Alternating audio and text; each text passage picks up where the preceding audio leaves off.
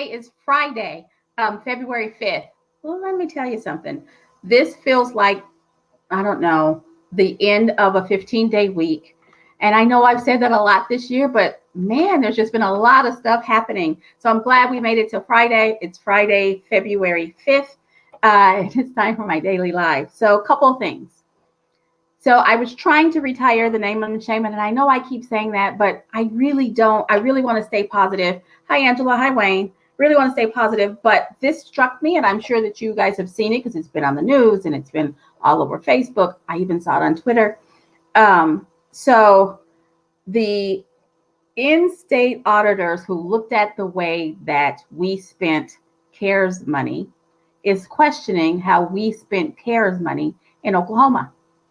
So we got something like $1.5 billion of CARES Act money. And that money was to help us during the time of the pandemic. Well, we got 1.5, and our state made the decision to give 1.26 billion to the governor to use at his discretion. Now, let's back up. It's CARES Act money. It's not money that was in the budget. It's CARES Act money that was directly supposed to help during the time of the pandemic. So I haven't had time to read through the whole report because I read like 3 sentences and I get mad and then I can't keep reading. So it's taking me a while to read it. But here are some of the things that money was spent on.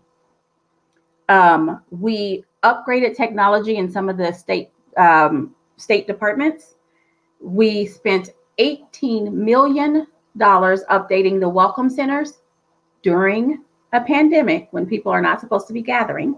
We spent $18 million to update our welcome centers. We spent $2 million on an ad campaign inviting people to come to Oklahoma during a pandemic with pandemic dollars.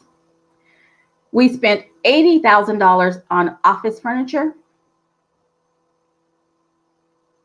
Just leave that there. And then we spent $250,000 on the Cattlemen's Congress. It was some livestock show. I am all for the meat producers in our state. I just don't know that we needed to spend $250,000 during a pandemic on an art show of CARES Act money. CARES Act money was supposed to be used, I'm just going to keep saying it, for things that were directly affected by COVID.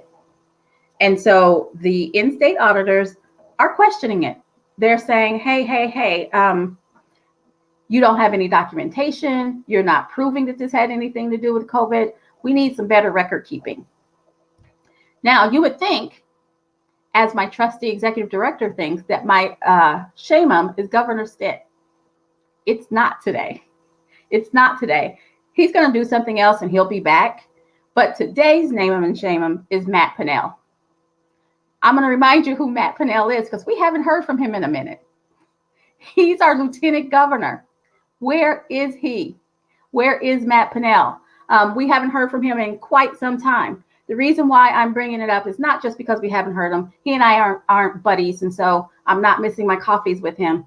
But he is over tourism. And just the things that I listed, the 18 million, the 2 million, and the 250,000 on the Cattlemen's Congress are all tourist issues. They all fall under the purview of our Lieutenant Governor, Matt Pinnell. Haven't seen Matt on the news. Haven't read anything about him. I'm sorry, Mr. Pinnell, we are not buddies. We don't have coffee. And I apologize. I want to be respectful. Haven't seen him. Haven't heard from him. I asked a couple of people just to make sure that I wasn't off kilter. And they said, he's doing his own thing. What does that mean? He's supposed to be doing the Oklahoma thing.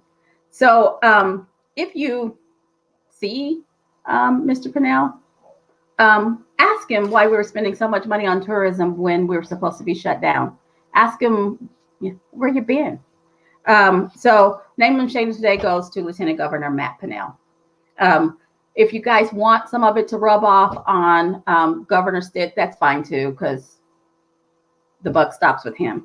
What I know is every organization that elects multiple people to run it, they do it because it requires multiple people to run it. And so if the number 2 guy isn't around, maybe that's how that happened, or maybe he can explain it.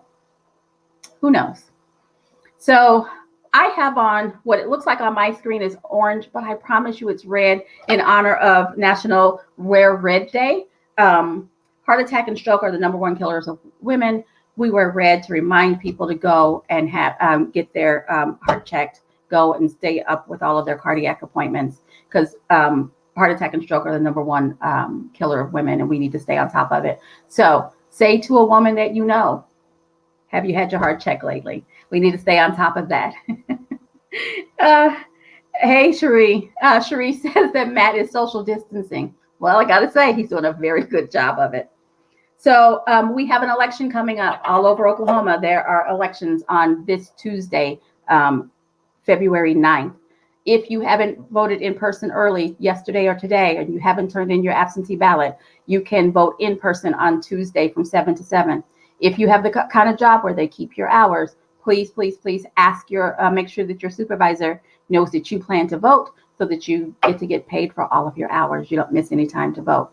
It's the law, but you have to make sure that they are aware that of your intentions. Keep your jobs, guys. Keep your jobs. So there are more elections. There was a filing this week. There are more elections coming. So there are still candidates that you can get out there and help. Still candidates who are going to need your money. They're going to need your Billings and Uten are on the ballot on Tuesday the 9th. But there are more candidates for in other municipal offices that need your help. They need donations. They need you writing postcards. They need you dropping literature. And a lot of them are doing no-touch literature as well. So you don't have to worry about coming in contact with people before you get your vaccine. And if you haven't gotten a vaccine, please suffer through the portal and get your vaccine. We need as many people vaccinated as possible. And as soon as the 65 and older folks get theirs, we can move on to category 2. So get out, get your vaccine as quickly as you can. Let's see, was there anything else I wanted to tell you? I wanted to focus on our name them and shame them because it was big. So I'm going to keep giving you guys updates on party reorganization. That's where we elect all of our officers from the precinct all the way down to state party chair. That starts, we are already in that process. Precinct elections are on March 11th.